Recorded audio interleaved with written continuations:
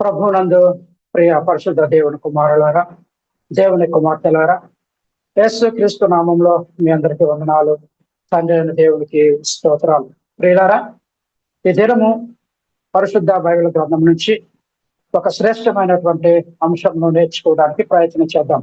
ప్రియులారా, ఈ రోజు మనం నేర్చుకునేటటువంటి అంశం ఏంటంటే మెల్కీసెదెకు ఎవరు అనేటటువంటి అంశాన్ని ఇదనాన్ని మనం నేర్చుకోవడానికి ప్రయత్నం చేద్దాం.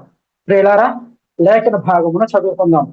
హెబ్రీలకు రాసినటువంటి పత్రిక 7వ అధ్యాయము 1 నుంచి 10 వచనాలను చదువుకుందాం. రాజులను సంహారము చేసి తిరిగి వచ్చుచున్న అబ్రహామును ఎవడు కలుసుకుని అతనిని ఆశీర్వదించేనో, ఎవరికి అబ్రహాము అన్నిటిలో దశమాంశం ఇచ్చెనో ఆ సాలేము రాజును మహోన్నతులకు దేవుని యాజకుడైన మెల్కీసెదెకు నిరంతరము యాజకుడుగా ఉన్నాడు. అతని పేరుకు మొదట నీతికి రాజు అనియు తరువాత సమాధానపు రాజు అనియు అర్థమిచ్చినట్టి సాలేము రాజు అని అర్థము. అతడు తండ్రి లేనివాడును తల్లి లేనివాడును వంశావళి లేనివాడును జీవిత కాలమునకు ఆది అయినను జీవమునకు అంతమైనను లేనివాడునయుండి దేవుని కుమారుని పోలి ఉన్నాడు. ఇతడెంత ఘనుడో చూడుడి. మూల పురుషుడైన అబ్రహాము అతనికి కొల్లగొన్న శ్రేష్టమైన వస్తువులలో 10వ వంతు ఇచ్చెను. మరియు లేవి కుమారులలో నుండి యాజకత్వము పొందిన వారు తమ సహోదరులు అబ్రహాము గర్భవాసము నుండి పుట్టినను ధర్మశాస్త్రము చొప్పున వారి యొద్ద అనగా ప్రజల యొద్ద 10వ వంతును పుచ్చుకొనుటకు ఆజ్ఞను పొంది ఉన్నారు. కానీ వారితో సంబంధించిన వంశావళి లేనివాడైన మెల్కీసెదెకు అబ్రహాము వద్ద 10వ వంతు పుచ్చుకొని వాగ్దానములను పొందిన వానిని ఆశీర్వదించెను. తక్కువ వాడు ఎక్కువ వాడి చేత ఆశీర్వదించబడునను మాట కేవలము నిరాక్షేపమై ఉన్నది. మరియు లేవి క్రమము చూడగా చావునకు లోనైన వారు 10వ వంతులను పుచ్చుకొనుచున్నారు. అంతేకాక ఒక విధమున చెప్పిన ఎడల 10వ వంతులను పుచ్చుకొను అబ్రహాము ద్వారా దశమాంశములను ఇచ్చెను. ఎలయనగా మెల్కీసెదెకు అతని పితరుని కలుసుకున్నప్పుడు లేవి తన పితరుని గర్భములో ఉండెను. ప్రియులారా, చదవబడినటువంటి ఈ యొక్క లేఖన భాగమును మనం పరిశీలన చేసుకుంటే అబ్రహాము దగ్గరకు వచ్చింది ఎవరు? ఈ వాక్య భాగంలో మనం చదువుకున్నటువంటి ఆ వాక్య భాగంలో ఉన్నటువంటి క్యారెక్టర్స్ అన్ని కూడా ఎవరి దగ్గర ఉన్నాయి? ప్రియులారా, ఆలోచించేయండి. సంస్థ పరంగా కానీ సంఘ పరంగా కానీ ఎవరిని ఉద్దేశించి చెప్పినవి కావు. ఎవరిని అవమానపరచాలని కించపరచాలని మీకెవరికి తెలియదు నాకు మాత్రమే తెలుసు అని చెప్పటానికి మేము ముందుకు రాలేదు. బైబిల్ ఏదైతే చెప్తుందో ఆ విషయాలను మీకు తెలియజేయడానికి మాత్రమే మేము ముందుకు వచ్చాము. కాబట్టి ప్రియులారా, సహోదరులారా, వాక్యాన్ని వినండి, గ్రహించండి, అర్థం చేసుకోవడానికి ప్రయత్నం చేయండి. ఇక్కడ ఎవరిని అవమానపరచడానికి ఈ యొక్క వాక్య భాగాన్ని నేను మీ ముందుకు తీసుకురావటం లేదు. బైబిల్ ఏదైతే చెప్తుందో దానిని మాత్రమే మేము ముందు ఉంచాలని ఆశతో నేను మీ ముందుకు వచ్చి ఉన్నాను. కాబట్టి అయితే అర్థం చేసుకోవడానికి ప్రయత్నం చేయండి. ప్రియులారా, చదవబడినటువంటి లేఖన భాగమును హెబ్రీ పత్రిక 7వ అధ్యాయము మొదటి 10 వచనాలలో మనము చదువుకున్నాం కదా. ఈ చదవబడినటువంటి ఈ లేఖన భాగమును మనం పరిశీలన చేసుకుంటే అబ్రహాము దగ్గరకు వచ్చింది ఎవరు? ఈ క్యారెక్టర్స్ అన్ని కూడా ఎవరి దగ్గర ఉన్నాయి? అసలు ఈ మెల్కీసెదెకు ఎవరు? దేవుని కుమారుని పోలి ఉన్నాడు అని చెప్పేసి అంటున్నాడు. అబ్రహామును ఆశీర్వదించాడు అని చెప్పేసి అంటున్నాడు. మహోన్నతులకు దేవుని యాజకుడైన మెల్కీసెదెకు నిరంతరము దేవునికి యాజకుడుగా ఉన్నాడు. ఈ మెల్కీసెదెకట ఎలాంటి వాడంటే తండ్రి లేని వాడును తల్లి లేని వాడును వంశావళి లేని వాడును జీవిత కాలమునకు ఆది అయినను జీవమునకు అంతమైనను లేని వాడై ఉన్నాడు అని లేఖన భాగము చాలా స్పష్టంగా తెలియజేస్తున్నది. మరి ప్రియులారా, ఆలోచించేది ఇన్ని క్యారెక్టర్స్ ఎవరి దగ్గర ఉన్నాయంటే దేవుని కుమారుడైన యేసు క్రీస్తు దగ్గర ఉన్నాయి. యేసు క్రీస్తును పోలిన వాడు అని చెప్పేసి అంటున్నాడు. మరి యేసు క్రీస్తును పోలిన వాడు అంటే అబ్రహాము దగ్గరకు వచ్చింది యేసు క్రీస్తా? ఒకసారి ఆలోచించండి. దేవుడి కుమారుని పోలి ఉన్నాడంటే మరి అబ్రహాము దగ్గరకు వచ్చింది యేసు క్రీస్తా? మెల్కీసెదెకు అనే ఆయన యేసు క్రీస్తా? లేక యేసు క్రీస్తే మెల్కీసెదెకుగా అబ్రహాము దగ్గరకు వచ్చాడా? ప్రియులు ఒకసారి ఆలోచించండి. మెల్కీసెదెకుగా అబ్రహాము దగ్గరకు వచ్చాడా, లేక యేసు క్రీస్తుకు మరి ఒక పేరు మెల్కీసెదెకా? ఒకసారి ఆలోచించండి ప్రియులారా. యేసు క్రీస్తే మెల్కీసెదెకా? ఒకసారి ఆలోచించండి ప్రియులారా. యేసు క్రీస్తు ప్రియులారా, యేసు క్రీస్తుకు మరి ఒక పేరు మెల్కీసెదెకా. మరి ఈ మెల్కీసెదెకు అనే ఆయన ఎవరు? ఈ మెల్కీసెదెకు అనే ఆయన ఎవరు? ఈ మెల్కీసెదెకు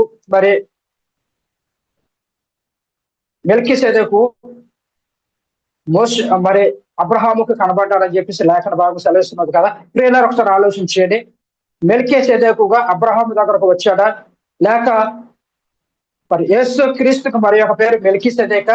మరి ఈ మెల్కీసెదెకు అనే ఆయన ఎవరు? మెల్కీసెదెకు ఇచ్చుకోటి యేసు క్రీస్తా? అంతేనా? లేకపోతే ఎలా అర్థం చేసుకోవాలి?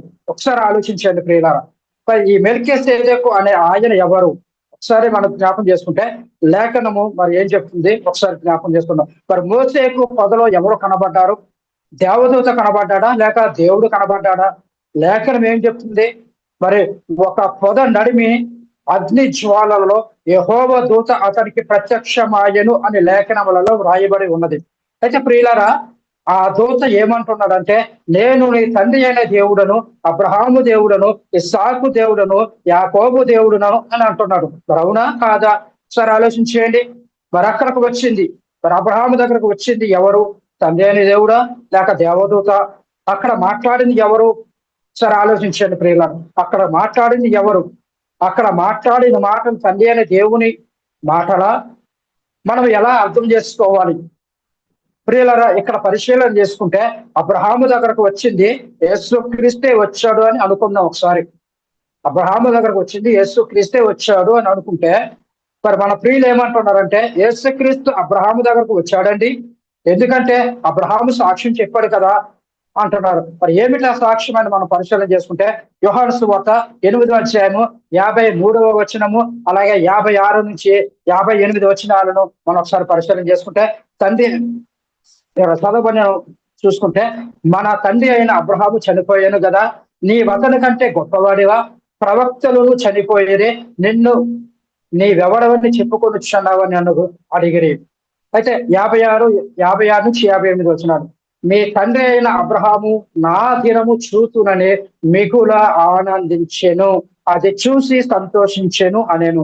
అందుకు యూదులు, నీకింకను 50 సంవత్సరములైనను లేవే, నీవు అబ్రహామును చూచితివా అని ఆయనతో చెప్పగా, యేసు అబ్రహాము పుట్టక మునిపే నేనున్నానని మీతో నిశ్చయముగా చెప్పుచున్నాను. ప్రియులారా, ఇక్కడ 56వ వచనాన్ని మనం చూసుకుంటే కనుక, మరి మీ తండ్రి అయిన అబ్రహాము దినము చూతునని మిగుల ఆనందించెను, అది చూసి సంతోషించెను అని చెప్పేసి లేఖన భాగం చాలా స్పష్టంగా తెలియజేస్తున్నది. ప్రియులారా, మరి ఇక్కడ మనం చూసుకుంటే అబ్రహాము ఎవరిని చూశాడంట?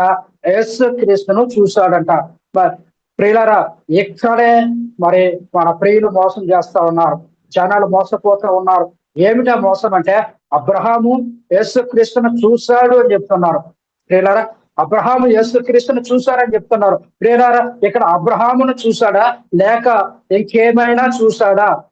చాలా క్లారిటీగా ఉంది. ఇక్కడ చాలా వచన భాగము చాలా క్లియర్ గా, చాలా క్లారిటీగా చెప్పబడి ఉన్నది. ప్రియులారా, మీ తండ్రి అయిన అబ్రహాము నా దినము చూతుననే మిగుల ఆనందించెను, అది చూసి సంతోషించెను అనే ఈ మాట మన ప్రియులు మొండిగా ఎలా మరి వాదిస్తున్నారంటే, ఎలా వక్రీకరించారంటే, ఈ మాటను ఎంత మరి వక్రీకరించారంటే యేసు క్రీస్తును చూడాలని ఆశపడ్డాడు అని చెప్పి చెప్తున్నారు. అబ్రహాము యేసు క్రీస్తును చూడాలని ఆశపడ్డాడు, చూశాడు, మిగుల సంతోషించాడు అని చెప్పేసి చెబుతా ఉన్నారు. యేసు క్రీస్తును చూడాలని కాదు. ఈ వాక్య భాగాన్ని మీరు అర్థం చేసుకోనండి. అబ్రహాము చెప్పింది అక్కడ, అబ్రహాము యేసు క్రీస్తును చూడాలనే ఆశ కాదు. వాక్య భాగం ఏం చెప్తుంది? మీ తండ్రి అయిన అబ్రహాము నా దినము చూచునని మిగుల ఆనందించాను, అది చూసి సంతోషించాను. లేఖన భాగం ఎంత స్పష్టంగా తెలియజేస్తుంటే అబ్రహాము యేసుక్రీస్తుని చూశాడండి, అబ్రహాము యేసుక్రీస్తు దగ్గరకు వచ్చేసాడండి అని చెప్పేసి చెప్తా ఉన్నారు.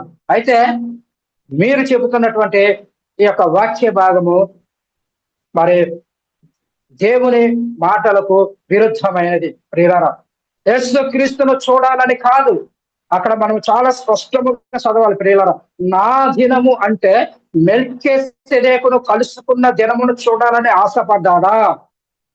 ఏంటండి ఇది? అసలు బైబిల్ చదువుతున్నారా? బైబిల్ ఏమైనా అర్థం చేసుకుంటున్నారా?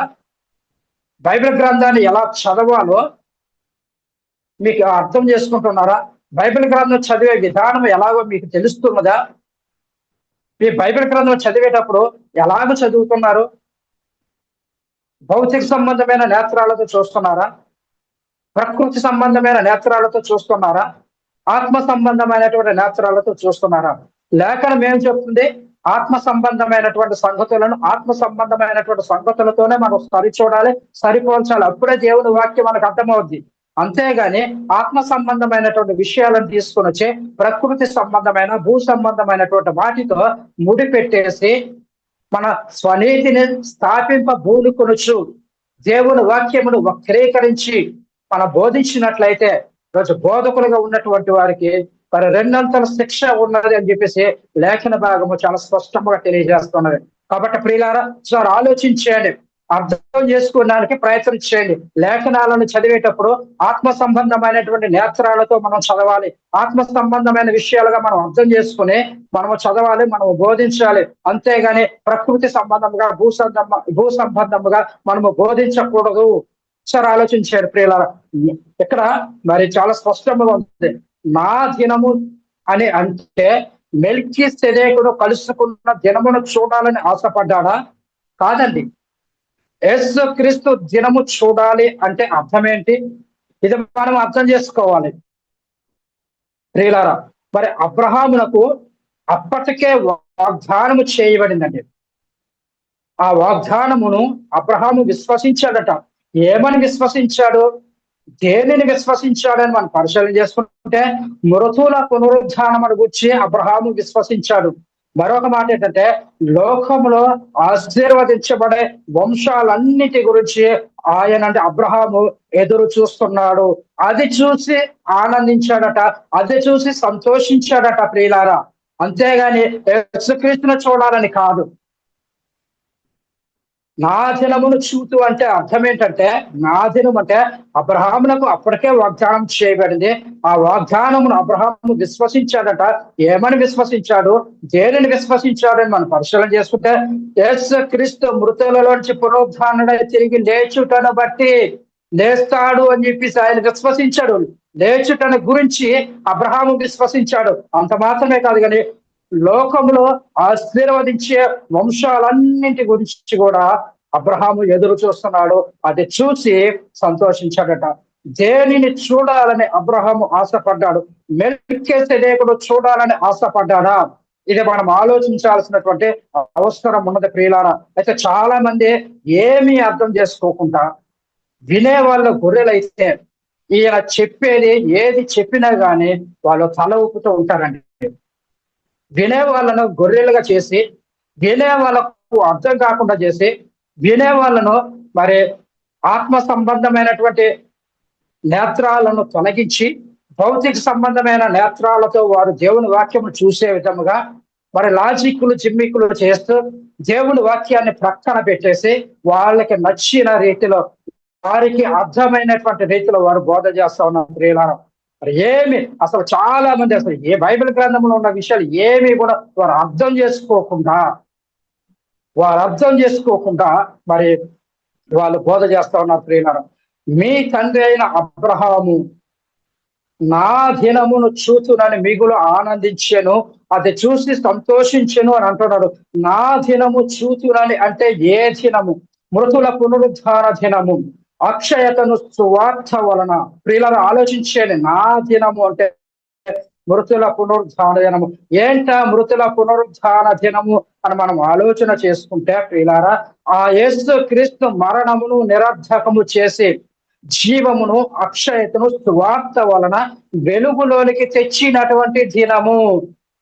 ప్రియులారా, అంత మాత్రమే కాదు గాని అక్షయమైనదియో నిర్మలమైనదియో వాడబారనదియోనైన స్వాస్థ్యము మనకు కలుగునట్లు ఆయన తన విశేష కనికరము చొప్పున మనలను మరల జన్మింపజేసేను. ప్రియులారా, ఆలోచించండి. నిర్మలమైనటువంటి వాడబారినటువంటి స్వాస్థ్యం మనకు కలిగినట్లు ఆయన తన విశేష కనికరము చొప్పున మనలను మరల జన్మింప చేసినటువంటి దినము. ఆ దినాన్ని చూడవలనని అబ్రహాము మిగులు ఆశపడ్డాడంట, చూసి సంతోషించాడంట. అసలు అబ్రహాము దగ్గరకు వచ్చింది ఎవరు? ఒకసారి ఆలోచించండి ప్రియుల. ఎప్పుడైనా ఆలోచించారా? అసలు అబ్రహాము దగ్గరకు వచ్చింది ఎవరు అంటే మెల్కీసెదెకు అని ఈ వచనాన్ని చూపిస్తా ఉన్నారు ప్రియులారా. మెల్కీసెదెకును చూచుటను బట్టి మరి యోహాను సువార్తలో ఈ మాటలు చెప్పాడు అనేటటువంటిది సరి అయినటువంటి వాక్య విశ్లేషణ కాదు. నా దినము చూతునని మిగులు ఆనందించెను, అది చూసి సంతోషించెను అనేను. నా దినము చూతునని అంటే ప్రియులారా, ఒకసారి ఆలోచించండి. ఏ దినము గురించి చూసే అబ్రహాము ఏ దినాన్ని చూసి సంతోషించాడు, ఏ దినాన్ని చూసి ఆనందించాడో లేఖనాలలో మనం పరిశీలన చేద్దాం. అపోస్తుల కార్యముల గ్రంథము 3వ అధ్యాయం 24 నుంచి 26 వచనాలను మనం పరిశీలన చేసుకుందాం. మరియు సమూయేలు మొదలుకొని ఎందరు ప్రవక్తలు ప్రవచించిరో వారందరూ ఏ దినమును గూర్చి ప్రకటించిరి.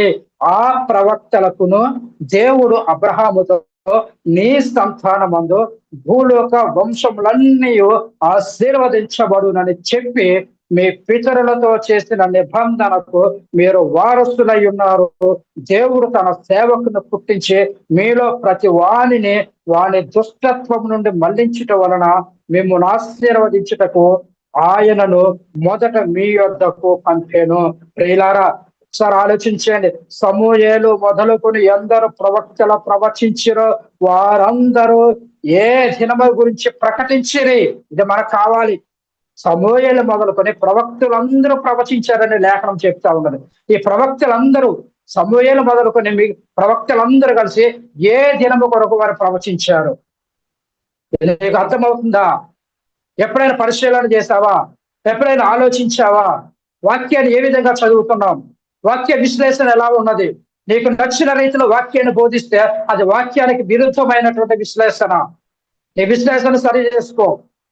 నువ్వు ఆలోచించాల్సినటువంటి అవసరం ఉన్నది. నీ నేత్రాలు తెరవబడాలి. ఆత్మ సంబంధమైనటువంటి నేత్రాలతో, వెలిగింపబడినటువంటి నేత్రాలతో నువ్వు చూడాలి లేఖన భాగాన్ని. అప్పుడే అది నీకు అర్థం అవుద్ది. ప్రియులారా, అంతవరకు నీకు అర్థము కాదు దేవుని వాక్యము. చదవబడిన లేఖన భాగంలో చూస్తే మరి ప్రవక్తలందరూ కూడా అబ్రహాము మరి ఎందరు ప్రవక్తలు ప్రవచించారో ఈ ప్రవక్తలందరూ కూడా ఏ దినముల గురించి ప్రకటించిరి. ఇది మనకు కావాలి. అబ్రహాము ఏ దినము గురించి ఎదురు చూశాడు? ప్రవక్తలందరూ ఏ దినము గురించి ప్రవచించారు? ప్రియులారా, అపోస్తుల కార్యముల గ్రంథము 2వ అధ్యాయం 31వ వచనాన్ని మనం చదువుకుందాం. క్రీస్తు పాతాళంలో విడుబడలేదనియో ఆయన శరీరం కుళ్ళిపోలేదనియో దావీదు ముందుగా తెలుసుకుని ఆయన పునరుత్థానమును గూర్చి చెప్పాను. దావీదు కూడా దేనిని గురించి చెబుతున్నాడండి ఈ వాక్య భాగాన్ని బట్టి? దావీదు కూడా ప్రవచించాడు. దేనిని గురించి ప్రవచించాడు? సరే ఆలోచన చేశారా? దావీదు కూడా మరి దేనిని గురించి చెబుతున్నాడండి? క్రీస్తు పునరుత్థానం గురించే చెబుతున్నాడు. అలాగే అబ్రహాము కూడా ఏ దినము గురించి ఎదురు చూశాడండి? క్రీస్తు పునరుత్థాన దినమును గురించి ఆయన ఎదురు చూశాడండి. క్రీస్తు పునరుత్థానము గురించి. అలాగే అబ్రహాము కూడా ఏ దినము గురించి ఎదురు చూశాడంటే క్రీస్తు పునరుత్థానము గురించే ఎదురు చూశాడు. వినేవాళ్ళు ఎంత అమాయకులండి! బోధించే వాళ్ళు మరి ఎంత అమాయకులుగా సాతానుడు చేసేస్తాడు ఒకసారి చూడండి. వినేవాళ్ళని అమాయకులు చేశాడు, బోధించే వాళ్ళని అమాయకులు చేశాడు. దేవుని వాక్యాన్ని ఉన్నది ఉన్నట్టుగా చెప్పకుండా సత్య సంబంధమైనటువంటి వాక్యమును ప్రక్కన పెట్టేసి ఈ లోక సంబంధమైనటువంటి విషయాలను వాక్యముతో ముడిపెట్టేసి వాటిని సంఘాలలో బోధిస్తూ విశ్వాసులను తప్పుత్రోవ పట్టిస్తున్నారు. లేఖనం ఏం చెప్తుందండి? వినుట వలన విశ్వాసము కలుగును, వినుట క్రీస్తుని కూర్చిన మాట వలన కలుగును. ఏ మాట వింటే విశ్వాసం కలుగుద్ది? ఎవరి మాటలు వింటే విశ్వాసం కలుగుద్ది? భూ సంబంధమైన విషయాలు చెప్తే వాటిని వింటే విశ్వాసము కలుగుద్దా? నీ విశ్వాసము వృద్ధి చెందుద్దా? అంతకంతకు నీ విశ్వాసము వర్ధిల్లుదాదే? ఏ మాటలు వినాలండి? ఎవరిని కూర్చిన మాటలు వినాలండి? ఇక్కడ మన సొంత మాటలు చెప్పడానికి అవకాశం లేదండి.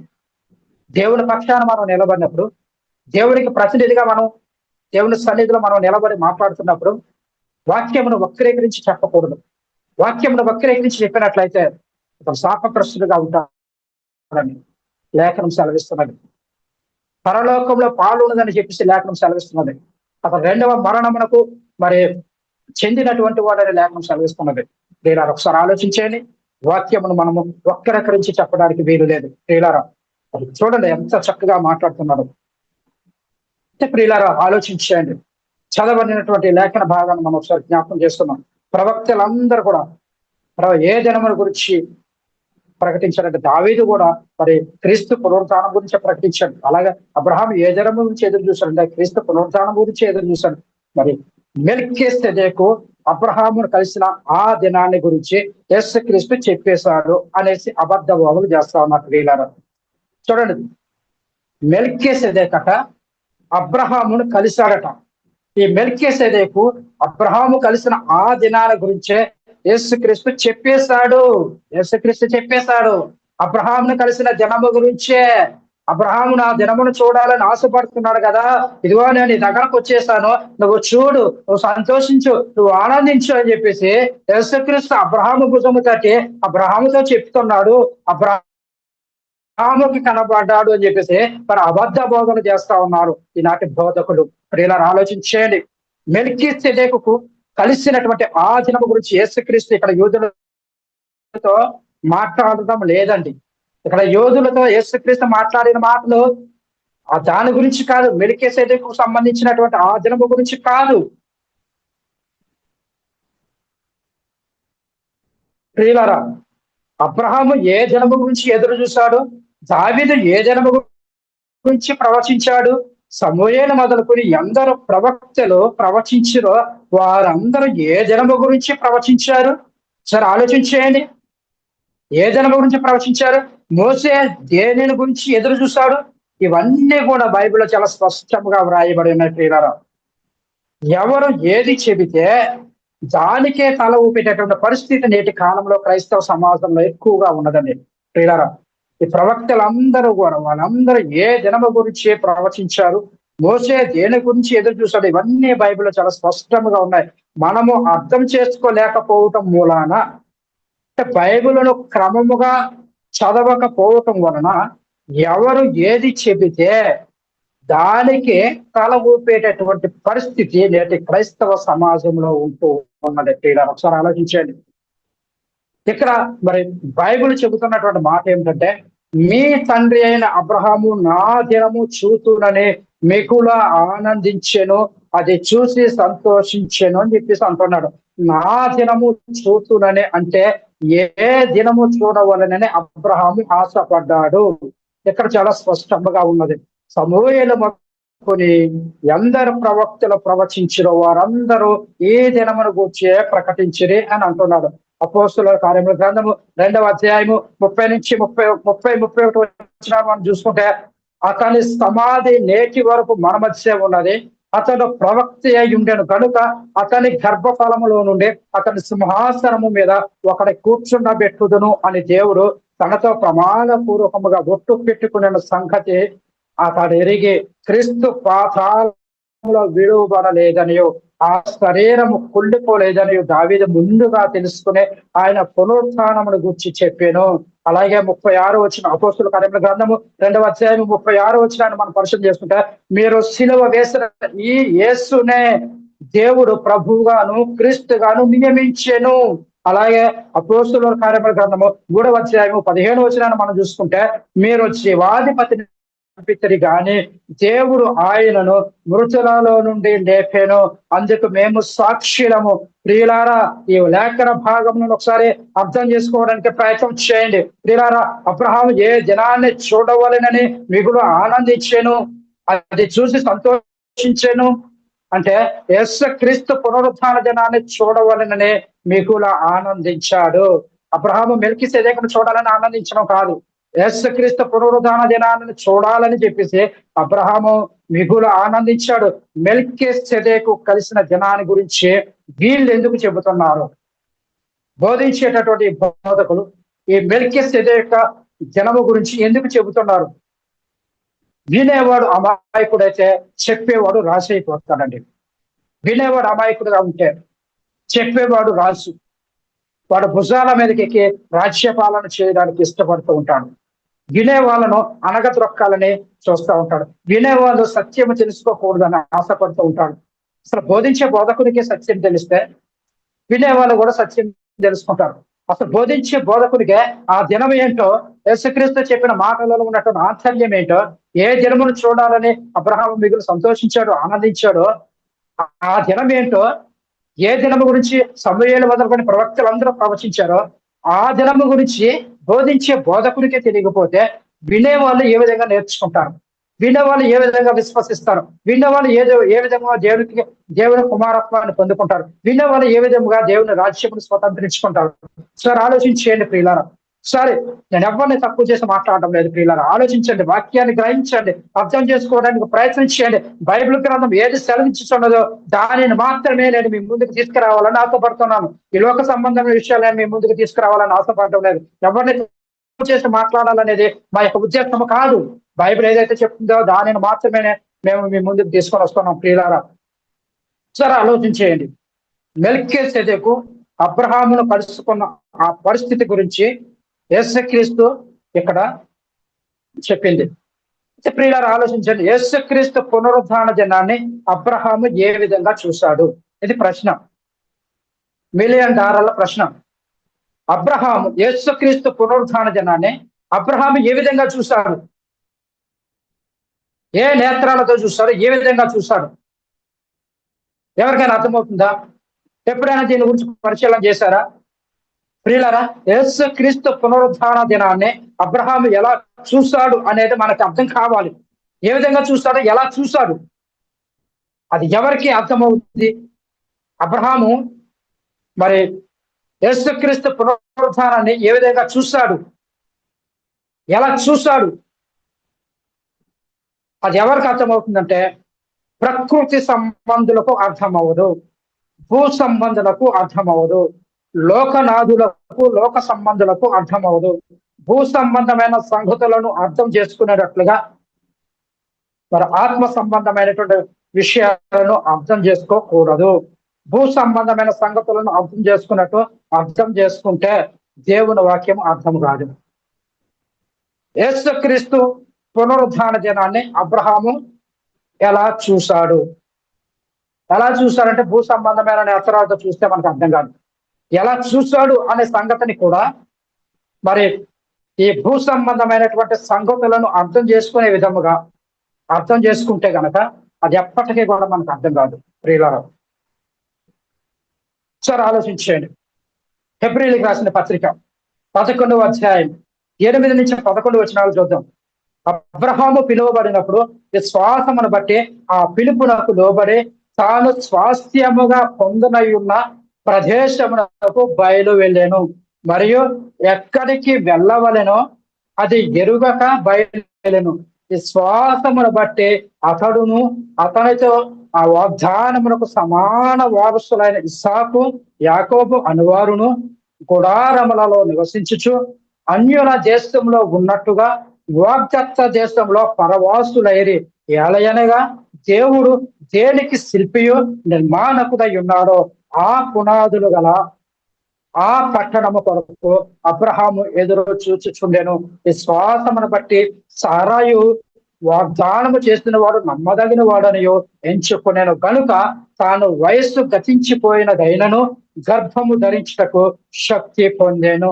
ప్రియులారా, చదవబడినటువంటి లేఖన భాగమును ఒక్కసారి మరి ఆలోచన చేయండి, ఒకసారి ఆలోచించండి. మరి అబ్రహాము ఒకసారి ఆలోచించండి ప్రియులారా, ఈ భూమికి పునాది ఉందా? ఈ భూమి ఎల్లప్పుడూ ఉంటుందా? ప్రియులారా ఆలోచించేయండి. దృశ్యమైనవి నిత్యముల అనిత్యముల? వీటి కొరకు అబ్రహాం ఎదురు చూడలేదండి.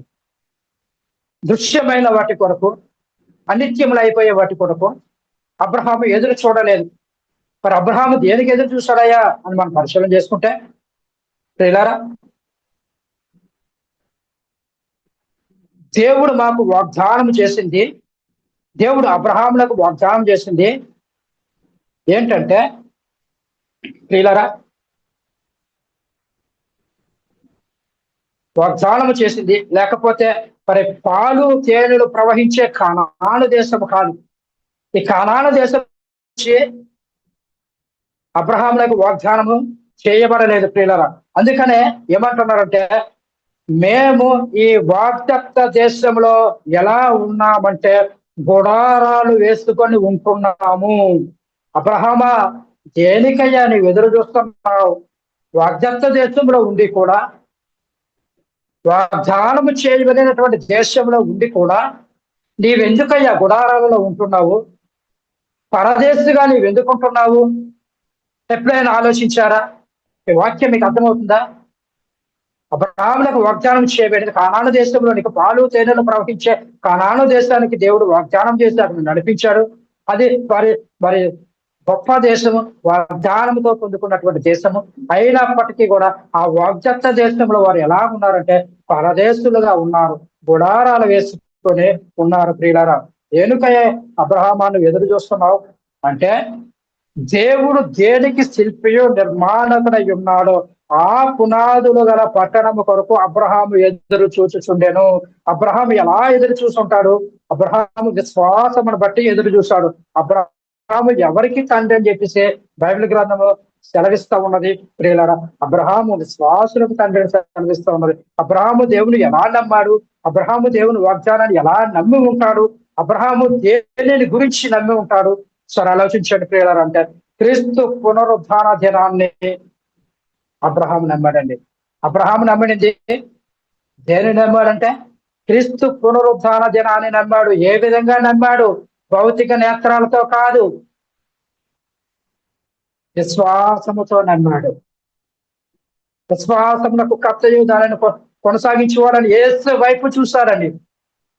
యేసు క్రీస్తు దేనికి శిల్పియు నిర్మాణకుడై ఉన్నాడో ఆ పునాదులు కలిగినటువంటి పట్టణము కొరకు అబ్రహాము విశ్వాసముతో ఎదురు చూశాడు. కాబట్టి అబ్రహాము విశ్వాసులకు తండ్రి అయ్యాడు.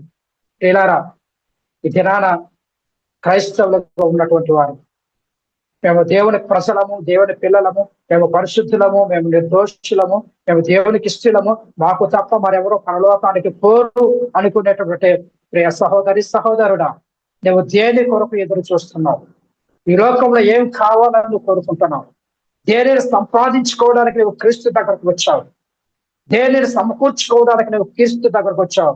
నీ విశ్వాసం ఎవరి మీద ఆధారపడి ఉన్నది? అబ్రహాము ఎదురు చూసినట్టుగా నువ్వు చూడగలుగుతున్నావా?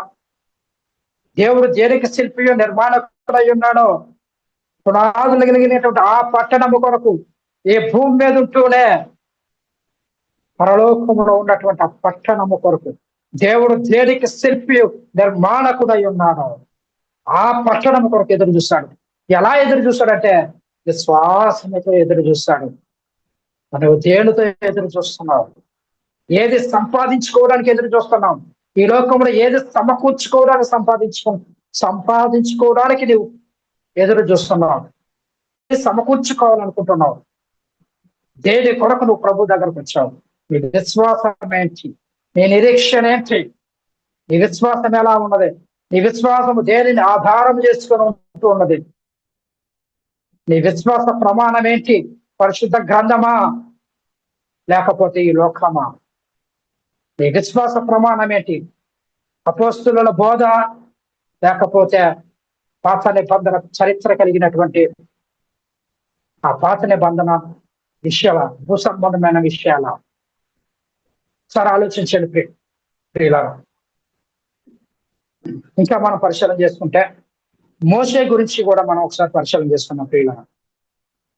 మోషే గురించి మనం ఒకసారి పరిశీలన చేద్దాం. హెబ్రీయులకు రాసిన పత్రిక 11వ అధ్యాయం 23 నుంచి 27 వచనాలు చదువుకుందాం. మోషే పుట్టినప్పుడు అతని తల్లిదండ్రులు ఆ శిశువు సుందరుడ ఎందుక చూచి విశ్వాసమును బట్టి రాజాజ్ఞకు భయపడక 3 మాసములు అతని దాచిపెట్టిరి. మోసే పెద్దవాడైనప్పుడు విశ్వాసమును బట్టి ఆ ఎగుప్తు ధనము కంటే క్రీస్తు విషయమైన నింద గొప్ప భాగ్యమని ఎంచుకొని అల్పకాల పాప భోగమును అనుభవించుట కంటే దేవుడి శ్రమ అనుభవించుట మేలని యోచించి ఫరో కుమార్తె యొక్క కుమారుడనని అనిపించుకున్నటకు ఒప్పుకొనలేదు. ఎలయనగా అతడు ప్రతిఫలముగా కలుగబోవు బహుమానముందు దృష్టి ఉంచెను. విశ్వాసమును బట్టి అతడు అదృశ్యుడైన వాడిని చూచుచున్నట్టు స్థిర బుద్ధి గలవాడై రాజాజ్ఞకు భయపడక ఐగుప్తుని విడిచిపోయాను. ప్రియులారా, సార్ ఆలోచించేయండి. చదవబడిన లేఖన భాగం పరిశీలన చేసుకున్నాం. ప్రియులారా, ఇక్కడ మోషే దేని కొరకు ఎదురు చూశాడు? అబ్రహాం ఎదురు చూశాడు. పునాదులు కలిగినటువంటి దేవుడు దేనికి శిల్పి నిర్మాణకుడై ఉన్నాడో ఆ పునాదులు కలిగినటువంటి పట్టణం కొరకు విశ్వాసముతో అబ్రహాం ఎదురు చూశాడు. ఇక్కడ మనం చూసుకున్నట్లయితే చదవబడిన లేఖన భాగమును పరిశీలన చేసుకున్నట్లయితే ఇక్కడ మోషే కూడా ఏ విధముగా ఎదురు చూశాడు, దేని కొరకు ఎదురు చూశాడు? ప్రియులారా, ఆలోచించేయండి. ప్రియులారా, మోషే దేని కోసం ఎదురు చూశాడంటే క్రీస్తు పునరుద్ధానము వలన పొందబోయే మహిమ గురించి మోసే ఎదురు చూశాడు. కాబట్టి మనము పరిశీలన చేసుకుంటే అబ్రహాం ఎదురు చూశాడంటే ఎదురు చూశాడు. ఎలా ఎదురు చూశాడంటే అబ్రహాం ఎప్పుడు ఎదురు చూశాడు? అబ్రహాం ఎప్పుడు ఎదురు చూశాడో వీళ్ళకు చెప్పటము రాక, అదిగో మెల్కీసెదెకు అబ్రహాం దగ్గరకు వచ్చేసాడు కదా, వచ్చినటువంటి మెల్కీసెదెకు యేసుక్రీస్తే మెల్కీసెదెకు ఆయనే వచ్చేసాడు అని చెప్తా ఉన్నారు. అబ్రహామా, నీవు నన్ను చూడాలనుకున్నావు కదా, ఇదిగో నేను వచ్చేసాను. యేసుక్రీస్తే మెల్కీసెదెకుగా వచ్చేసాడు, ఆయనే యేసుక్రీస్తు మెల్కీసెదెకు అని చెబుతా ఉన్నారు. ప్రియులారా, సార్ ఆలోచించండి. ఎంత మరి భయంకరమైనటువంటి పరిస్థితిలోనికి సాతానుడు క్రైస్తవ సమాజాన్ని నడిపించాడో. బోధించే బోధకులను, అబద్ధ బోధకులను మరి సాతాను తానే వెలుగుదూత వేషము ధరించుకొని మరి వారి అనుచరులను మరి సమాజంలోనికి, సంఘాలలోనికి ప్రవేశపెట్టాడు. వారి అనుచరులు బోధించే బోధ ఎలా ఉన్నదంటే, ప్రియులారా, లేఖనం ఏం చెప్తుంది ఎలాంటి వాళ్ళ గురించి? ఒకసారి ఆలోచించండి. మేకల మందలోనికి తోడేలు వచ్చినట్టు చూచి అతను పారిపోతాడట. ఎందుకంటే అతడు జీతగాడు పని ఏంటో తెలుసా? సంపాదించుకోవటమే. తోడేలు వచ్చినప్పుడు ఆ మందలోనికి తోడేలు వస్తే ఆ తోడేలను తరమాల్సింది పోయి, ఆ తోడేలను గర్జించాల్సింది పోయి, అబద్ధ బోధలను ఖండించాల్సింది పోయి, తప్పుడు త్రోవలోనికి వెళ్తున్నటువంటి వారిని సరి అయినటువంటి సత్యమైనటువంటి మార్గంలోకి నడిపించాల్సింది పోయి అక్కడి నుంచి తప్పుకుంటున్నారు. జీతగాడే అని చెప్పేసి లేఖనం చదివిస్తున్నది. ప్రియులారా, మన పరిస్థితి ఏంటి? బోధకునిగా ఉన్నటువంటి మన పరిస్థితి ఏంటి? మనం ఏ స్థితిలో ఉన్నాం? జీతగాళ్ళ కింద ఉన్నామా? ఏది సంపాదించుకోవాలనుకుంటున్నాం? ప్రియులారా, ఈ లోకంలో ఏది సమకూర్చుకోవాలనుకుంటున్నాం? ఈ ధనం ఎక్కడుండదా? నీ హృదయం అక్కడే ఉంటాడంటున్నాడు. ప్రియులారా, దేనిని సంపాదించుకోవాలని, దేనిని సమకూర్చుకోవడానికి బైబిల్ గ్రంథాలు పట్టుకుని ఈరోజు మరి క్రైస్తవ సమాజంలో మనం చాలా మనం ఉంటున్నాం. ప్రియులారా, వాక్యాన్ని చెప్పటం రాక, వాక్యాన్ని ఇగో మెల్కీసెదెకు అబ్రహాం దగ్గరికి వచ్చాడు కదా, వచ్చినటువంటి మెల్కీసెదెకు యేసుక్రీస్తు అని చెప్పేసి చెప్తా ఉన్నారు. ప్రియులారా, వాక్యం అబ్రహాము మరి ఎదురు చూశాడు. ఎలా ఎదురు చూశాడు? అబ్రహాం ఎప్పుడు ఎదురు చూశాడు? అబ్రహాం ఎప్పుడు మరి ఎదురు చూశాడో, ఎలా ఎదురు చూశాడో మీరు అక్కడ చెప్పటం రాక వీళ్ళు ఏం చేస్తున్నంట, అదిగో మెల్కీసెదెకు యేసుక్రీస్తు మెల్కీసెదెకుగా అబ్రహాం దగ్గరకు వచ్చేసాడని చెప్పేసి చెప్తున్నారు. ప్రియులారా, మనం ఎలా అర్థం చేసుకోవాలి? సార్ ఆలోచించండి. ప్రియులారా, ఎలా అర్థం చేసుకోవాలి మనం? అబ్రహాము నా జనము చూస్తునని మిగుల ఆశతో ఎదురు చూశాడు. అది చూసి సంతోషించాడు అని చెప్పేసి లేఖన భాగము చాలా స్పష్టంగా తెలియజేస్తున్నాం. అంటే అబ్రహాము ఎదురు చూసిన దినము ఏది? మెల్కీసెదెకును చూసిన దినమా? లేకపోతే ఏది? ఏ దినము కొరకు అబ్రహాం ఎదురు చూశాడు? మెల్కీసెదెకును చూడాలని, ఆ మెల్కీసెదెకు దినము గురించే అబ్రహాం ఎదురు చూశాడా? సరే ఆలోచించండి ప్రియులారా. అబ్రహాం ఎదురు చూసినటువంటి దినము ఏది? మెల్కీసెదెకును చూసిన దినమా? లేకపోతే ఏది? ఇక్కడ దినము అని చెప్పేసి అంటున్నాడు. ఇక్కడ ఉన్నది నన్ను చూడాలని కాదు, నా దినమును గుర్చియే ప్రకటించిరి. నన్ను చూడాలని కాదు, నా దినమును. వాక్యం అర్థమవుతుందా? వాక్యం అంత స్పష్టంగా నా దినము చూడవాలనని చెప్పేసి లేఖనం అంత స్పష్టంగా క్లియర్ గా వ్రాయబడి ఉంటే, అక్కడేమో నా దినమును చూపు అని. ఎంత భయంకరంగానండి వాక్యాన్ని ఎలా మారుస్తున్నారండి, వాక్యాన్ని ఎలా వక్రీకరిస్తున్నారండి ప్రియులారా. సరే ఆలోచించేయండి. దినము అంటున్నాడు, నన్ను చూడాలని కాదు, నన్ను చూడాలని చెప్పేసి అనుకున్నాడు అబ్రహాం అని చెప్పి చెప్తున్నాడు. నా దినము చూపు అని. నన్ను చూడాలని కాదు, అబ్రహాం ఆశపడింది యేసుక్రీస్తుని చూడాలని కాదు, మెల్కీసెదెకును చూడాలని కాదు, నా దినము చూడాలని ఆయన ఆశపడుతున్నాడు. ఇక్కడ దినము అంటున్నాడు ప్రియులారా. నా దినము చూడాలని అంటే సమూయేలు మొదలుకొని ఎందరు ప్రవక్తలు ప్రవచించడం వారందరూ ఏ దినమును గురించి ప్రకటించిరే. దేవుడు అబ్రహాముతో నీ సంతానముందు భూలోక వంశములన్నీ ఆశీర్వదించబడుననే వాగ్దానం ఏదైతే చేశాడో ఆ వాగ్దానానికి నెరవేర్పు ఏది అని అంటే యేసుక్రీస్తు మృతుల పునరుత్థానాన్ని గురించి దేవుడు తన సేవకును పుట్టించి ప్రతి వాని దుష్టత్వాన్ని మళ్లించి ఆశీర్వదించే దినమే ఆ దినం అండి ప్రియులారా. ఏ అబ్రహాం ఆ దినము కొరకు ఎదురు చూశాడు. ఏ దినము కొరకు ఎదురు చూశాడు? అది చెప్పటం చేత కాక, అది చెప్పటము తెలియక, అది చెప్పటం రాక, అది ఏ దినమో అర్థం కాక, ఆ దినము గురించి పరిశీలన చేయక, బైబిల్ గ్రంథాన్ని వారు పరిశీలన చేయక, పరిశోధించక, వారేం చెప్తున్నారు? చెప్పటం రాక వారు వాక్యాన్ని వక్రీకరిస్తున్నారు. చూడండి ఎంత చక్కగా ఉందో. నా దినమును గుర్చియే, నా దినమును చూడాలని అంటే ఏ దినము గురించి చూడాలని ఆశపడ్డాడు. ప్రియులారా ఆలోచించండి. సమూయేలు మొదలుకొని ఎందరు ప్రవక్తలు ప్రవచించడో వారందరూ ఈ దినమును గురించి ప్రకటించరే.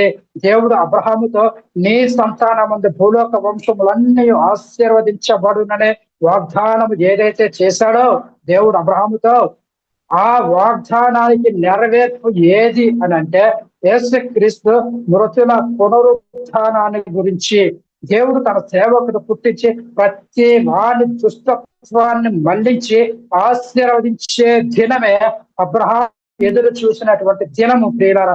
ఇవన్నీ కూడా మనకు అర్థం కావాలంటే మనకు ఏ నేత్రాలు కావాలి? ఏదో నోటికి వచ్చింది చెప్పటం కాదు, ఏదో నోటికి వచ్చిన మాటలు మాట్లాడటం కాదు, ఏదో ఎక్కడో భిన్నయ్యి అంటే ఈ లోకంలో ఉన్నటువంటి కొన్ని మాటలు తీసుకొచ్చి వాక్యంతో మూడు పెట్టేసి ఆ వాక్యాన్ని ఆ సమయం అయిపోతుంది కదా, ఆ సమయం కొరకు ఆ వాక్యాన్ని ముగించాలని చెప్పేసి ఏదో లోక సంబంధమైన విషయాలన్నీ తీసుకొచ్చి లోకంలో జరుగుతున్న ఆ వార్తలన్నీ తీసుకొచ్చేసి దేవుని వాక్యంతో ముడి పెట్టేసి వారు ఆర్భాటంగా బాహాటంగా చెప్పేస్తా ఉన్నారు ప్రియులారా. ఎంత భయంకరమైన పరిస్థితిలో ఉన్నారు నాటి క్రైస్తవ్యం. ఎలాంటి స్థితిలో ఉన్నారు బోధించే బోధకులు. సార్ ఆలోచించండి ప్రియులారా. ఈ వాక్యాన్ని అర్థం చేసుకోవాలంటే మనకి ఏ నేత్రాలు కావాలి? ఏ నేత్రాలు? ప్రకృతి సంబంధమైనటువంటి నేత్రాలు కావాలా, లేకపోతే భూ సంబంధమైనటువంటి నేత్రాలు కావాలా? మనకి ఏ నేత్రాలు కావాలని బైబిల్ గ్రంథం సెలవిస్తా ఉన్నది. ఏ నేత్రాల గురించి బైబిల్ చెప్తుంది చూద్దాం. ఎఫెసీయులకు రాసిన పత్రిక 1వ అధ్యాయం 17 నుంచి 19 వచనాలు. మరియు మీ మనోనేత్రములు వెలిగింపబడినందున ఆయన మిమ్మల్ని పిలిచిన పిలుపు వలనైనా నిరీక్షణ ఎట్టిదో, పరిశుద్ధులలో ఆయన స్వాస్థ్యం యొక్క ఐశ్వర్యం ఎట్టిదో, ఆయన క్రీస్తునందు వినియోగపరిచిన బలాతిశయములను బట్టి విశ్వసించు మనయందు ఆయన చూపుచున్న తన శక్తి యొక్క అపరిమితమైన మహాత్మ్యం ఎట్టిదో మీరు తెలుసుకొనవలనని మన ప్రభు అయిన యేసుక్రీస్తు యొక్క దేవుడైన మహిమా స్వరూపియగు తండ్రి తను తెలుసుకొనుట యందు మీకు జ్ఞానము జ్ఞానమును ప్రత్యక్షతయు గల మనస్సు అనుగ్రహించినట్లు నేను నా ప్రార్థనల యందు మిమ్మల్ని జ్ఞాపకం చేసుకొనిచున్నాను. ప్రియులారా, ఇక్కడ మనం పరిశీలన చేసుకుంటే మీ మనోనేత్రాలు వెలిగింపబడితేనే ఆయన స్వాస్థ్యం యొక్క మహిమస్వరం ఎట్టిదో మీకు అర్థమవుతుంది. మీ నేత్రాలు వెలిగించబడాలి. మీ నేత్రాలు వెలిగించబడితేనే దేవుడి యొక్క మహిమైశ్వర్యం ఎట్టిదో, ఆ స్వాస్థ్యం ఎట్టిదో, ఎలాంటి స్వాస్థ్యాన్ని దేవుడు మనకి ఇవ్వబోతున్నాడు, దేవుడు కలిగి ఉన్నటువంటి ఆ గొప్ప మహిమైశ్వర్యం ఎట్టిదో మనకు అర్థం కావాలంటే మన నేత్రాలు వెలిగింపబడాలి. మనకు మనోనేత్రాలు కావాలి. ఈ భూ సంబంధమైన నేత్రాలతో ఉంటే అర్థం కాదు. ప్రకృతి సంబంధమైన నేత్రాలతో దేవుని వాక్యాన్ని చూస్తే అది అర్థం కాదు. ప్రియులారా, మనోనేత్రాలు తెరవబడకపోతే ఎంతసేపు భూ సంబంధమైన వాటి కోసమే ఆలోచిస్తాం. మన నేత్రాలు తెరవబడకపోతే ఎప్పుడు కూడా ఈ భూ సంబంధమైనవే కావాలి. దేవుడు ఇవే ఇస్తానన్నాడు. వీటి కొరకే మీరు ఎదురు చూడండి, వీటి కొరకే ప్రార్థన చేయాలని ఆ పాత నిబంధనలో ఉన్నటువంటి అవేవైతే దేవుడు ఇశ్రాయేలుకు ఆశీర్వాదంగా ఇచ్చాడు, దేవుడు ఇశ్రాయేలుకి ఇచ్చిన ఆశీర్వాదాలు భూ సంబంధమైనవే, అవే ఆత్మ సంబంధమైనవి కావండి. ఆత్మ సంబంధమైన ఆశీర్వాదాలు దేవుడు క్రైస్తవులకి ఇచ్చాడు. దేవుడు కలిగిన బిడ్డలకే దేవుడు ఇచ్చాడు. ఇశ్రాయేలుకి ఇచ్చిన ఆశీర్వాదాలు భూ సంబంధమైనవి, ప్రకృతి సంబంధమైనవి. వాటిని తీసుకొచ్చి క్రైస్తవులకు ఆపాదించేసి, ఇదిగో దేవుడు వస్తానన్నాడు కదా, దేవుడు ఈటినే నీకు ఇస్తానన్నాడు, ఈ భూ సంబంధమైన ఆశీర్వాదాలు దేవునికి ఇస్తానన్నాడు, ఇదిగో నువ్వు దీవించబడదు, నువ్వు పట్టణంలోనికి వెళ్తే దీవించబడదు, నీ భూఫలం దీవించబడదు, నీ గర్భఫలం దీవించబడదు, నీ దిప్పుటెదులు దీవించబడతాయి, నీ ఫలానా ఇవన్నీ దీవించబడదు. ఇవన్నీ దేవుడు నీకే ఇచ్చేశాడు. వీటి కొరకే ఎంతవద్ద ప్రార్థన చేయి, వీటి కొరకే అంగలార్చు, వీటి కొరకే గోచాడు, వీటినే వెతుకు, వీటినే వీటినే వీటినే వీటినే వీటినే వెతికితే నువ్వు ఎక్కడికి వెళ్తావు? వీటి గురించి ఆలోచన చేస్తే నువ్వు ఎక్కడికి వెళ్తావు? ప్రియ సహోదరుడు, అందుకే లేఖనం అంటుంది కదా, వారి కడుపే వారికి దేవుడు అంటున్నాడు. ఈ కడుపు నీకు దేవుడిగా మారిపోయిందేమో ఒకసారి ఆలోచన చేస్తాం. ఎప్పుడు భూ సంబంధమైన విషయాలే, ఆత్మ సంబంధమైన విషయాలు నేర్చుకోరు. ఆత్మ సంబంధమైన విషయాల మీద ఆలోచించారు. ఎందుకంటే వాళ్ళ నేత్రాలు తెరవబడలేదు, వాళ్ళ నేత్రాలు మూయబడ్డాయి, మన మనోనేత్రాలకి గుండితనం కలిగింది. అందుకంటారు కదా, ఈ యుగ సంబంధమైనటువంటి దేవత అవిశ్వాసులైన వారి మనోనేత్రములకు గుడ్డితనము కలుగజేయటం వలన వారు దేవుని వాక్యాన్ని చూడలేకపోతున్నారు. ఈ యుగ సంబంధమైనటువంటి దేవత అనగా సాతాను నేత్రాలు మూసేశాడు, ఆత్మ సంబంధ నేత్రాలు తెరవకుండా చేశాడు. ఇలా ఆలోచించేయండి. చక్కగా వ్రాయబడిన మాట. మనోనేత్రాలు తెరవబడకపోతే ఎంతసేపు భూ సంబంధమైన వాటి కోసమే ఆలోచిస్తాం.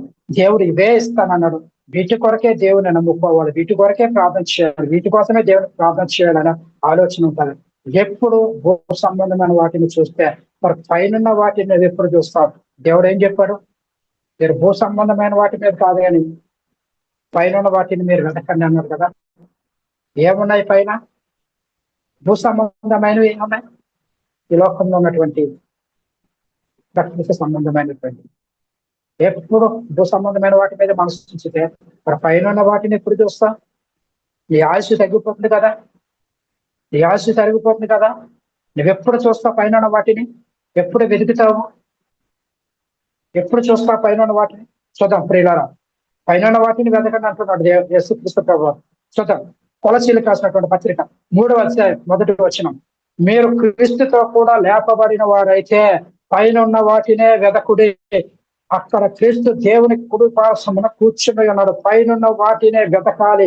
అర్థం చేసుకోవాలంటే మనకు ఏ నేత్రాలు కావాలి? పైన వాటివి, పైనవి మనకు అర్థం కావాలంటే, పైన వాటిని మనం చూడాలంటే మనకి ఏ నేత్రాలు కావాలి? ప్రియులారా, ఈ సందర్భంలో ఒక చిన్న మాటను నేను తెలియజేస్తాను.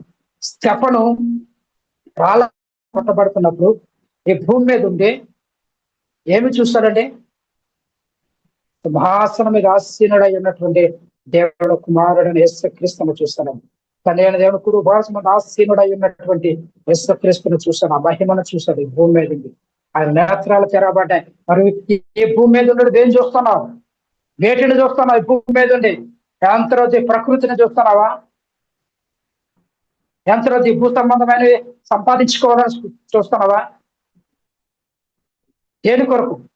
నా ప్రాణమా తినుము త్రాగుము సుఖించము సంతోషించు ఆనందించు జీవిత కాలానికి సరిపడవన్నీ సమకూర్చానని చెప్పేసి నీ జీవితంతో నీ ప్రాణంతో చెప్పుకుంటే దేవుడు అంటున్నాడు, వెర్రివాడ, ఈ రాత్రి నేను నీ ప్రాణాన్ని అడుగుతున్నాను. ఇవన్నీ నువ్వు సంపాదించిన ఇవన్నీ ఎవరి వగ్గును?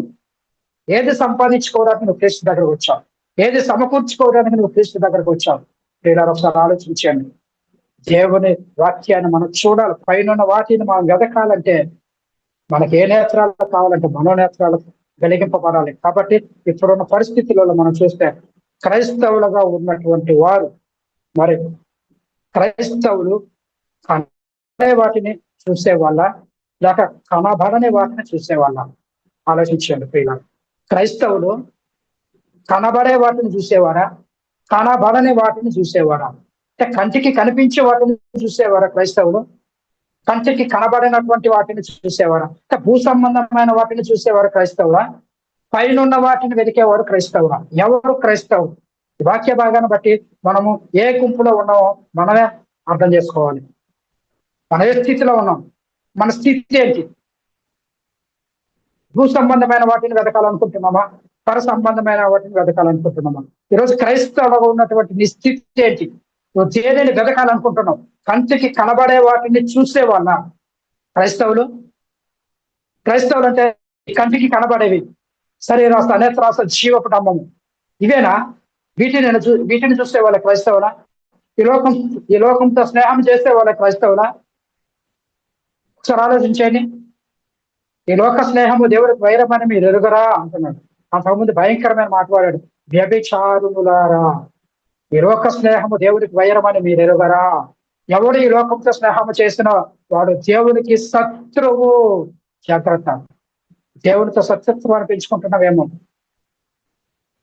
శత్రుత్వాన్ని పెంచుకోవడానికి నువ్వు దేవుడి దగ్గరకు వస్తున్నావా? ఆలోచించి. క్రైస్తవులు కనబడే వాటిని చూసేవాళ్ళ లేక కనబడని వాటిని చూసేవాళ్ళ? కొరింథీయులకు రాసినటువంటి 2వ పత్రిక 4వ అధ్యాయం 17వ వచనాన్ని మనం చదువుకున్నాం. మేము దృశ్యమైన వాటిని చూడక అదృశ్యమైన వాటినే నిదానించి చూచుచున్నాము అని అంటున్నాడు. మోసే నిజముగా దృశ్యమైన వాటిని చూస్తాడా లేక అదృశ్యమైన వాటిని చూస్తాడా? మోసే నిజముగా దృశ్యమైన వాటిని చూస్తే ఐగుప్తు సింహాసనము గొప్పదనిపించేది. మోసేకు దృశ్యమైన వాటిని చూస్తే, భూ సంబంధమైన వాటిని చూస్తే, మరి మోసే నిజముగా దృశ్యమైన వాటిని చూస్తే ఐగుప్తు సింహాసనము గొప్పదని చెప్పేసి మోసే కనిపించేది. కానీ మోసే చూడలేదు, ఈ లోకాన్ని చూడలేదు, ఈ లోక సంపదను చూడలేదు, ఫరో కుమార్తెకు కుమారుడను అని అనిపించుకోవడానికి అది ఇష్టపడలేదు. దేవుని ప్రజలతో నిండా అనుభవించడం నాకు మేలు అనుకున్నాను. దేవుని మహిమైశ్వర్యములు చూడాలని ఆశపడ్డాను. ఒకసారి ఆలోచించండి. మోసే నిజముగా దృశ్యమైన వాటిని చూస్తాడా లేక అదృశ్యమైన వాటిని చూస్తాడా? మోసే నిజముగా దృశ్యమైన వాటిని చూస్తే ఐగుప్తు సింహాసనము గొప్ప కనిపించేది. అలాగే అబ్రహాము కూడా వాగ్దత్త దేశంలో ఉండి అన్యుల దేశంలో ఉన్నట్టుగా గుడారాలలో ఎందుకు నివసించాడు? ప్రశ్న. ఎప్పుడైనా ప్రశ్న నీ మనసుకు పట్టిందా? దేవుడేమో పాలు తేనెలు ప్రవహించే ఆ వాగ్దాన దేశానికి నడిపించాడు, కానాను దేశానికి నడిపించాడు. ఆ కానాను దేశంలో ఉంటూ మరి అక్కడ ఆ వాగ్దాన దేశంలో ఉండే ఆయన ప్రవాసిగా గుడారాలలో ఎందుకు అన్యుల దేశంలో ఉన్నట్టుగా ఆయన గుడారాలు వేసుకొని ఎందుకు అక్కడ నివసించాడు? ఎప్పుడైనా ఆలోచించావు? అన్యుల దేశంలో ఉన్నట్టుగా గుడారాలలో ఎందుకు నివసించాడంటే ఏలయనగా దేవుడు దేనికి శిల్పి నిర్మాణకుడై ఉన్నాడో పునాదుల ఆ పట్టణము కొరకు అబ్రహాము ఎదురు చూశాడు. ప్రియులారా, అబ్రహాము దగ్గరకు వచ్చింది ఎవరు? మెల్కీసెదెకు. అయితే ఈ మెల్కీసెదెకు ఎవరు? మెల్కీసెదెకు ఎవరని లేఖనం చెప్తుంది. మనం చదువుకున్నాం కదా హెబ్రీ పత్రిక. ఈ మెల్కీసెదెకు ఎవరట?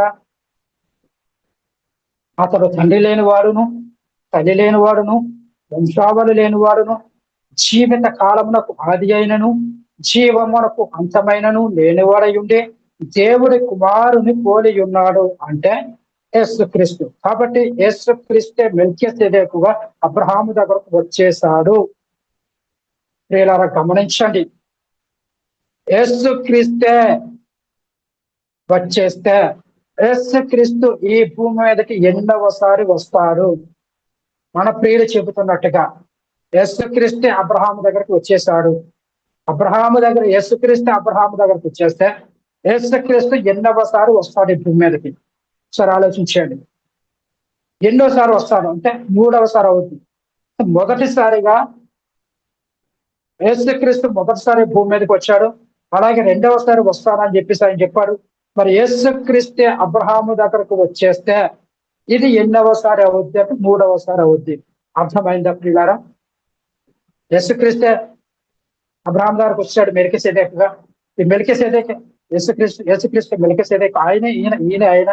కాబట్టి ఆయన వచ్చేసాడు. యేసుక్రీస్తు మెల్కీసెదెకుగా అబ్రహాం దగ్గరకు వచ్చాడు. అబ్రహాం చూశాడు, ఆనందించాడు, సంతోషించాడు, ఎగిరి గంతులు వేశాడు అని చెప్పి చెప్తున్నావు కదా. మరి యేసుక్రీస్తు ఎన్నోసారి వస్తాడు, ఎన్నిసార్లు వస్తానని చెప్పేసి లేఖనం సెలవిస్తుంది. మొదటిసారి వచ్చాడు, కన్యమర్య గర్భము ద్వారా శరీరాన్ని దాల్చుకొని లోకానికి వచ్చాడు, శరీరధారిగా యేసుక్రీస్తు లోకానికి వచ్చాడు. 2వసారి ఆయన రాబోతున్నాడు. మరి మధ్యలో 3వసారి ఎప్పుడు వచ్చాడు ఆయన అంటే ఈ రెండింటికి మధ్యలో మొదటిసారి వచ్చిన దానికి 2వసారి ఇంకా రాలేదు, రాబోతున్నాడు. మరి ఈ మధ్యలో ఎప్పుడు వచ్చాడు యేసుక్రీస్తు అబ్రహాం దగ్గరికి? మరి అబ్రహాం దగ్గరకు వస్తే 3వసారి అవుతుంది కదా. అంటే లేఖనము అబద్ధం చెప్తుందా? బైబిల్ గ్రంథము అబద్ధమా? దేవుని వాక్యము అబద్ధం చెప్తుందా? దేవుడు అవునని కాదన్నవాడు అయి ఉన్నాడా? అపోస్తలులు అవునని చెప్పి కాదన్నవాడు అయి ఉన్నాడా? యేసుక్రీస్తు అవునని చెప్పి కాదన్నవాడు అయి ఉన్నాడా? మరి ఎలా అర్థం చేసుకోవాలి? ఏ విధంగా మనం గ్రహించాలి? లేఖనాలు ఏ విధంగా మనకు అర్థమవుతాయి? ఏ విధంగా మనం పరిశీలన చేసుకోవాల్సిన అవసరం ఉన్నది? ఇలా ఆలోచించేయని. అబ్రహాము దగ్గరకు యేసుక్రీస్తే వచ్చేస్తాడు అని చెప్పే వాళ్ళకి కానీ, ఆ బోధ వినే వాళ్ళకి కానీ ఏమైనా ఉందంటారా? ఆలోచించాడు ప్రియుల. యేసుక్రీస్తే వచ్చేసాడండి. అబ్రహామా, నీవు నన్ను చూస్తానన్నావు కదా, ఇదిగో నేనే వచ్చేసాను, నన్ను చూడు. ఎందుకంటే అబ్రహాము ఆయనను చూడాలని ఆశపడ్డాడు కదా, కనబడ్డాడు, చూసేశాడు అని చెప్పేసి చెబుతా ఉన్నారు ప్రియుల. ఇంకా అక్కడితో అయిపోయింది. యేసుక్రీస్తు అబ్రహాం దగ్గరకు ఏ విధంగా వచ్చాడంటే left right left right left right అని కొట్టుకుంటూ వచ్చేసాడు పైనుంచి కిందకి. ఏ విధంగా వచ్చాడు సరే ఆలోచించేయని. ప్రియులారా చూద్దాం, ఒక మాట చూసుకొని మనం ముగించుకుందాం ప్రియులారా. మిగిలినది తర్వాత వారంలో మనం దీనిని కంటిన్యూ చేసుకుందాం ప్రియులారా. మీకా గ్రంథం 5వ అధ్యాయం 2వ వచనం చూడండి. మీకా గ్రంథం 5వ అధ్యాయం 2వ వచనం. బెత్లెహేము ఎఫ్రాతా యూదా వారి కుటుంబములలో నీవు స్వల్పమైన గ్రామమైనను నా కొరకు ఇశ్రాయేలీలను ఏలబోవాడు నీలో నుండి వచ్చును. పురాతన కాలము మొదలుకొని శాశ్వత కాలము వరకు ఆయన ప్రత్యక్షమగుచుండెను.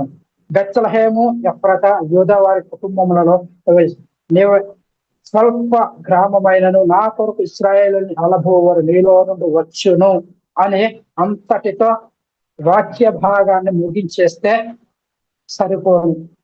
కానీ అంతటితో ఆగకుండా తరువాత ఏమంటున్నాడంటే పురాతన కాలము మొదలుకొని శాశ్వత కాలము ఆయన ప్రత్యక్ష మగుచుండెను అని అంటున్నాడు. పురాతన కాలము మొదలుకొని శాశ్వత కాలము వరకు ఆయన ప్రత్యక్షమవుతున్న పరిస్థితి, ఆ పరిస్థితులలోనే యేసుక్రీస్తు అబ్రహాము దగ్గరకు వచ్చేస్తాడు అని చెబుతున్నారు.